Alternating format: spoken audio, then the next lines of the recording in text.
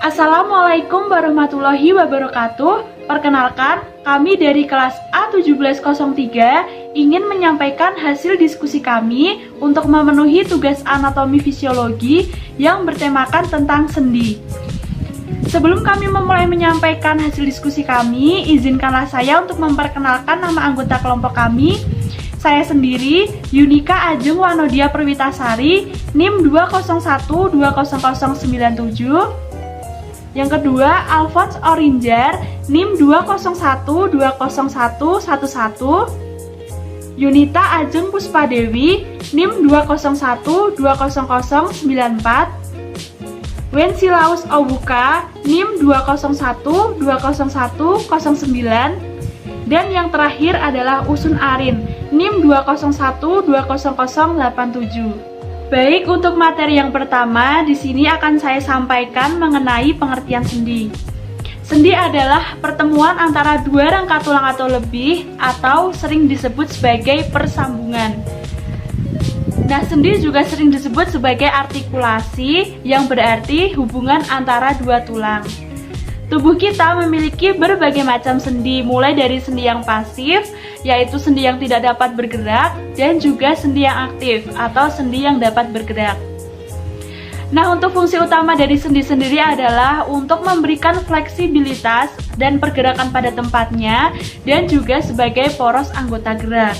Di sini ada ilmu yang mempelajari tentang sendi, yaitu disebut dengan ilmu artrologi. Nah, ilmu artrologi merupakan ilmu yang mempelajari tentang sendi, yaitu hubungan antara dua tulang atau lebih komponen kerangka. Artrologi sendiri berasal dari bahasa Yunani, yaitu arton yang berarti sendi dan logos yang berarti ilmu. Nah, untuk selanjutnya yaitu klasifikasi sendi. Pertama, sendi berdasarkan strukturnya. Nah, berdasarkan strukturnya, sendi diklasifikasikan menjadi tiga, yaitu articulatio fibrosa, articulatio cartilagena, dan articulatio synovialis. Baik, untuk yang pertama saya akan menjelaskan mengenai articulatio fibrosa. Sendi ini mempunyai karakteristik disatukan oleh jaringan ikat fibrosa dan mempunyai beberapa subklas, yaitu yang pertama ada gomfosis, di mana hubungan antara tulang berupa tonjolan dan soket atau kantong. Contohnya adalah hubungan antara gigi dengan tulang rahang atau disebut juga sebagai articulatio dentoalveolaris. Nah, lalu yang kedua adalah sutura, di mana permukaan tulang yang berhubungan berkelok-kelok saling bersesuaian dengan sedikit jaringan ikat fibrosa dan praktis tak ada gerakan. Nah, contoh dari sendi ini adalah hubungan antara tulang-tulang tengkorak. Nah, untuk sendi sutura ini terdapat tiga macam, yaitu sutura serrata, yaitu hubungan antara tulang seperti gigi gergaji. Lalu ada sutura squamosa, yaitu hubungan antara hubungan tulang saling menipis dan saling bersesuaian. Lalu ada sutura harmoniana atau plana, yaitu hubungan lurus tersusun tepi menepi. Nah, lalu untuk yang ketiga, subklas dari articulatio fibrosa yaitu ada syndesmosis. Nah, syndesmosis ini di sini adalah hubungan antar dua tulang dengan jaringan fibrosa yang banyak dan hanya sedikit terjadi gerakan. Nah, contohnya adalah hubungan antara tibia dan fibula atau disebut dengan syndesmosis fibiofibuliaris. Lalu ada juga hubungan antara radius dan ulna atau disebut juga sebagai syndesmosis radioulnaris. Lalu untuk yang kedua ada sendi berdasarkan strukturnya dibedakan, yaitu ada articulatio cartilaginea. Nah, sendi ini merupakan karakteristik bahwa hubungan antara dua tulang disatukan oleh tulang rawan, yaitu cartilago hiliane atau fibrocartilago. Nah, ada beberapa subklas dari articulatio cartilaginea ini, yaitu synchondrosis. Nah, synchondrosis ini adalah hubungan antar tulang bersifat temporer, di mana tulang rawan yang terjadi saat embrional dapat berkembang menjadi tulang keras pada masa dewasa dan dapat melayani pertumbuhan dari tulang yang bersendi. Lalu yang kedua adalah simpilis. Nah, simpilis ini adalah hubungan antar dua tulang disatukan oleh jaringan fibrocartilago. Contohnya adalah simpilis kubis, simpilis intervertebralis, dan simpilis manubriostermalis. Lalu berdasarkan strukturnya terdapat sendi articulatio synovialis atau diartrosis. Nah, untuk sendi ini mempunyai karakteristik terdapat ruangan spesifik atau kavitas artikularis yang memungkinkan gerakan menjadi lebih bebas. Nah, pada ruangan ini ditemukan pula cairan sinovalis yang berfungsi sebagai pelumas yang dihasilkan oleh lapisan dalam pembungkus sendi atau kapsula sendi yang disebut membrana sinovialis. Ujung-ujung tulang yang bersendi ditutupi tulang rawan dan diperkuat di bagian luarnya oleh kapsula sendi dan ligamentum. Nah, kapsula sendi mempunyai dua lapisan, yaitu bagian luarnya disebut dengan spartum atau membranofibrosum dan di bagian dalamnya disebut sebagai spartum membran atau sinovialis. Selanjutnya, untuk klasifikasi sendi adalah berdasarkan jumlah aksinya. Sendi berdasarkan jumlah aksinya dibedakan menjadi tiga, yaitu articulatio monoaksia, articulatio biaksia, dan articulatio triaksia. Nah, untuk yang pertama adalah articulatio monoaksia, yaitu gerak sendi yang hanya mempunyai satu aksis. Contohnya adalah sendi ruas-ruas jari, dan ada juga sendi antara humerus dan ulna atau disebut juga articulatio humeur lunasis. Nah, untuk yang kedua adalah articulatio biaksial, yaitu gerak sendi yang mempunyai dua aksis. Contohnya adalah hubungan antara humerus dan radius atau articulatio humeroradialis dan sendi lutut atau articulatio genus. Nah, untuk yang ketiga adalah articulatio triaksial, yaitu gerak sendi yang mempunyai tiga aksis.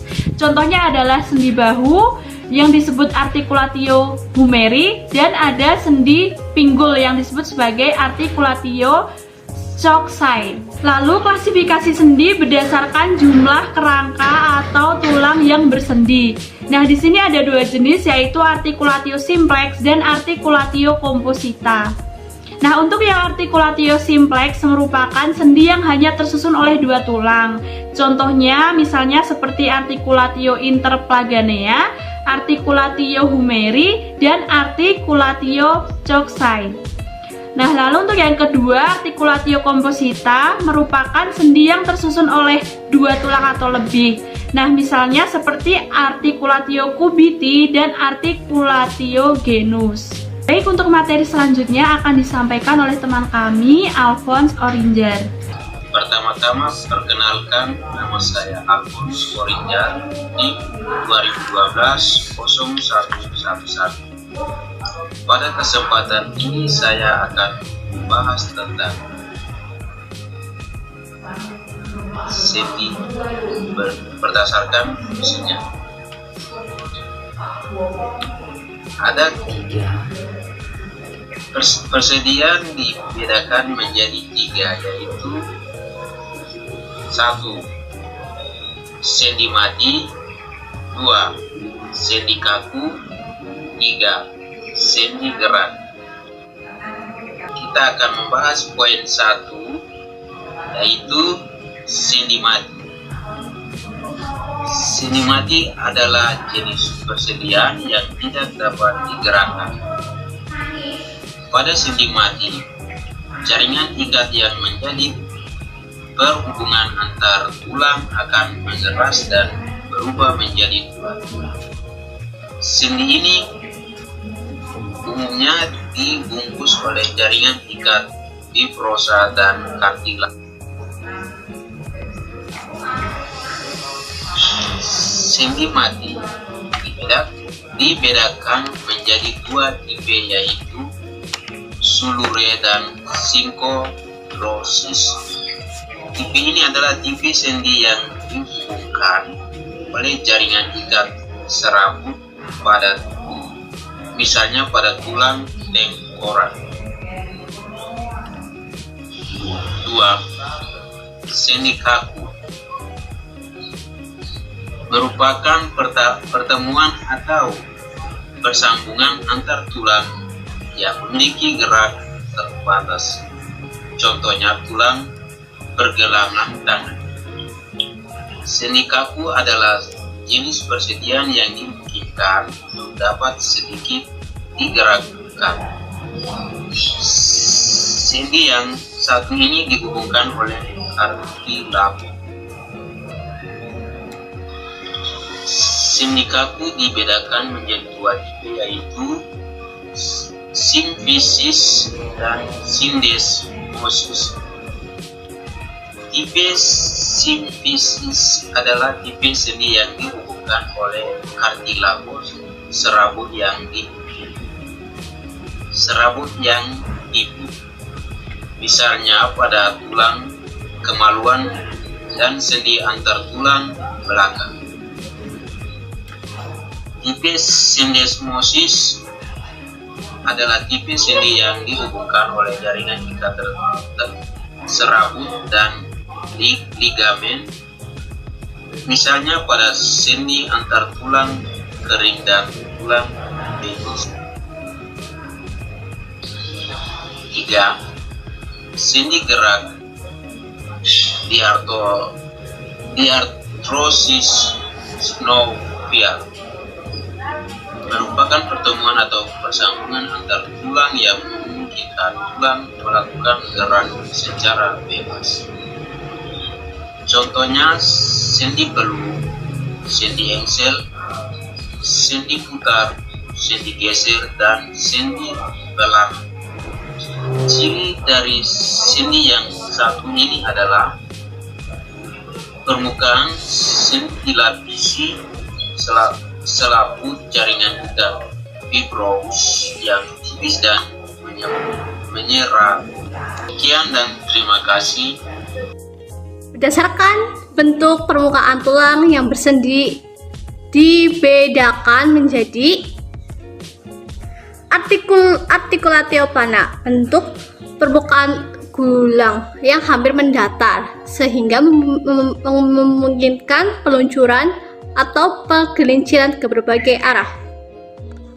King-limbus, bentuk dataran sendi yang merupakan suatu silinder dengan aksis sesuai dengan aksis silinder. Gerakan terjadi dalam suatu bidang, aks, fleksi dan ekstensi. Kondylaris mempunyai dua permukaan sendi yang berbeda, yang disebut juga kondylus, seperti pada sendi lutut. Spheroidea, dataran sendi satu tulang yang menyerupai bola, dan yang lainnya berupa mawar cekung. Contohnya articulatio humeri, articulatio humeroradialis, articulatio coxea. Sendi ini mempunyai tiga aksis sehingga dapat menimbulkan gerakan antifraksi, retofraksi, eksorotasi, endorotasi, abduksi, dan sirkumduksi. Ellipsoidea, dataran sendi ini berbentuk elip dan mempunyai dua aksis. Contohnya articulatio radiocarpi dan articulatio sternoclavicularis. Salaris berbentuk dataran sendi yang menyerupai dataran plana budaya, mempunyai dua aksis. Contohnya articulatio carpo metacarpalis 1. Trochodea merupakan dataran sendi dengan satu tulang yang menyerupai dataran roda atau cincin yang mempunyai satu aksis yang sesuai dengan aksis roda yang biasanya melalui sepanjang tulang. Contohnya articulatio radionaris, proximalis, dan distalis. Trocolaris, dataran sendi dengan satu tulang yang mempunyai roda kerekan subur atau pelak roda. Contohnya articulatio humeronaris. Berdasarkan kemungkinan luas, gerakan sendi dibagi menjadi arpiteresis, kemungkinan gerakannya hanya sedikit sekali. Contohnya articulatio sarcoliaca. Articulotionis, kemungkinan gerakannya sangat luas. Gerakan dalam articulatio synovialis. Articulatio synovialis merupakan satu-satunya hubungan antara tulang sendi yang mempunyai kapsul sendi dan pelumas sendi atau synovialis, sehingga kemungkinan terjadinya gerakan yang sangat luas. Sendi ini banyak pada tubuh yang banyak terjadi gerakan. Pada articulatio synovialis, gerakan dibedakan menjadi aktif, gerakan dilakukan oleh individu sendiri, dan kontraksi otot. bersifat individual dan dapat dilatih. Ada beberapa jenis gerakan: translinear, gliding dan slipping,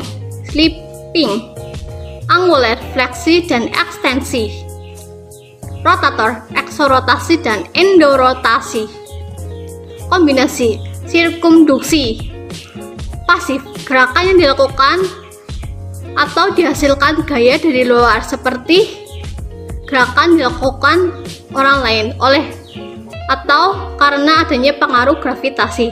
Tetapi secara normal individu tersebut dapat melakukan secara aktif. Tambahan, movement, gerakan pasif tetapi secara normal. Gerakan dapat dilakukan oleh kontraksi otot secara aktif dan juga oleh sendi dan tulang pasif. Luas suatu gerakan, range of movement, mempunyai variasi individual, artinya berbeda dari individu satu dengan yang lainnya. Terima kasih. Di sini saya akan menjelaskan tentang gerak pada persendian. Sebelumnya saya perkenalkan nama saya Wenceslaus Ouka, NIM 2012-0109, Prodi S1 Ilmu Gizi, Fakultas Kesehatan, Universitas Respati Yogyakarta. Kita lanjut. Jenis gerak pada persendian. Yang pertama, gerak inversi dan gerak eversi. Gerak inversi ialah membuka telapak kaki ke arah dalam tubuh, sedangkan gerak eversi merupakan gerak kaki membuka ke arah luar atau gerak memikirkan kaki. Lanjut, yang kedua, gerak pronasi dan gerak supnasi. Gerak pronasi ialah gerak melengkungkan tangan, sedangkan gerak supnasi ialah gerak mengadakan tangan. Lanjut, yang ketiga atau C, bagian C, gerak elevasi dan gerak depresi. Gerak elevasi dan gerak depresi. Gerak elevasi ialah gerak mengadakan kepala, sedangkan gerak depresi ialah gerak menurunkan atau menundukkan kepala. Lanjut, D, gerak abduksi dan gerak abduksi. Gerak abduksi ialah gerak mendekati tubuh, sedangkan gerak abduksi ialah gerak menjauhi tubuh.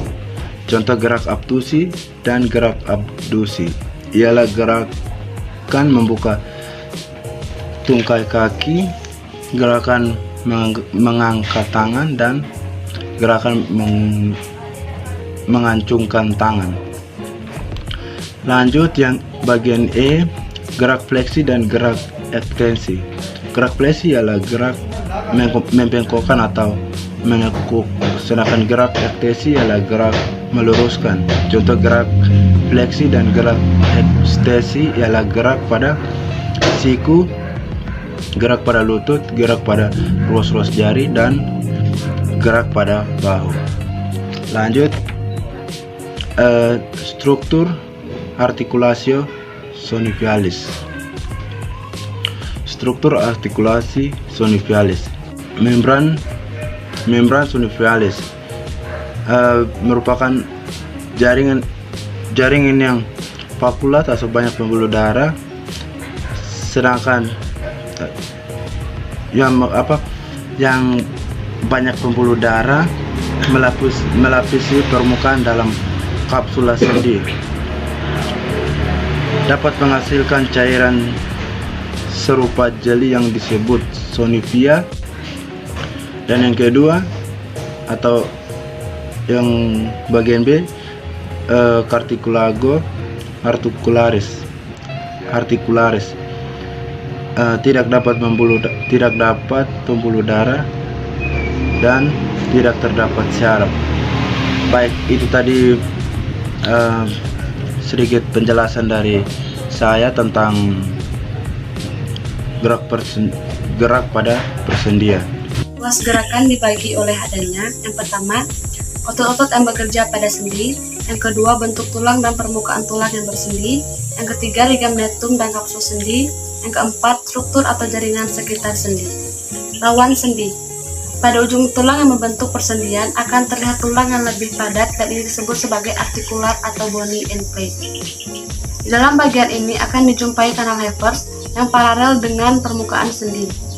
Sebelah bawahnya terletak tulang yang lebih longgar dan dapat mengandung sumsum tulang merah. Bony end plate akan diselubungi oleh rawan sendi hyalin yang diikat oleh jaringan serabut kolagen. Rawan sendi berguna untuk meredam tekanan dan gerakan menggelincir atau sliding. Di antara dua bony end plate terdapat rongga sendi yang berisikan beberapa mililiter cairan synovium. Stabilitas sendi penting untuk pergerakan antar rawan sendi di samping rendahnya pergesekan antar rawan sendi.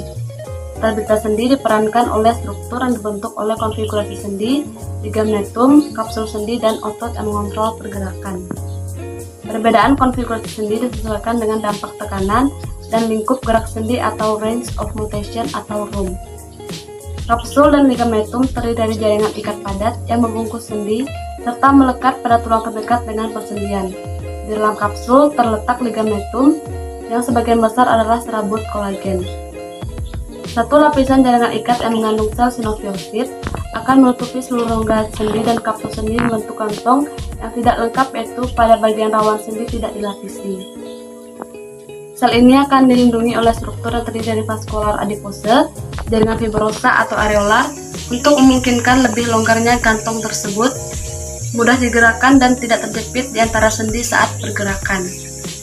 Jaringan sinovium kaya akan pembuluh darah untuk menunjang hidup sinofiosit dan pembentukan cairan sendi dan ujung saraf.